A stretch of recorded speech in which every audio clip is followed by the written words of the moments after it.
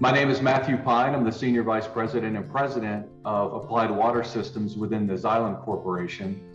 And I've had the pleasure of working with the Karrikins Group on two occasions. One was with United Technologies within the carrier business when we were spinning that business off, and now within the Xylem Corporation.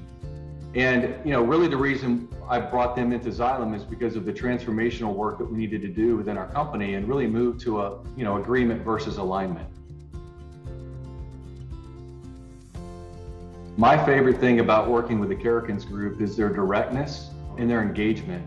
And having a strong sports background, I think about coaching, and the coaching they give is really powerful. And when you come out the other end of that, you're a stronger individual, but more importantly, you're a stronger team member.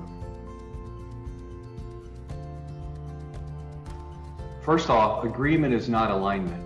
And the second thing I would say is a lot of corporations focus on the what and the why and not the how.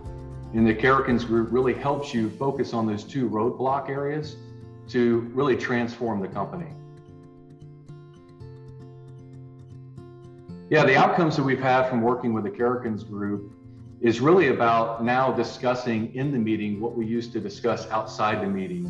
And that's very powerful and really bonds the team together. The second thing I would say is really holding ourselves accountable by getting our behaviors aligned and out in the open to the broader organization. The three words I would use to describe the Karrikins experience are intense, engaging, and transformational.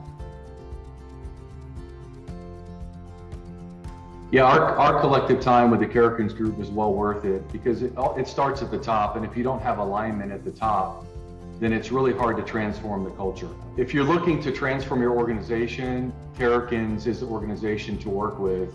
They'll help you move from focusing on the why and the what to really focusing on the how and helping the broader leadership team align the behaviors to do that execution work.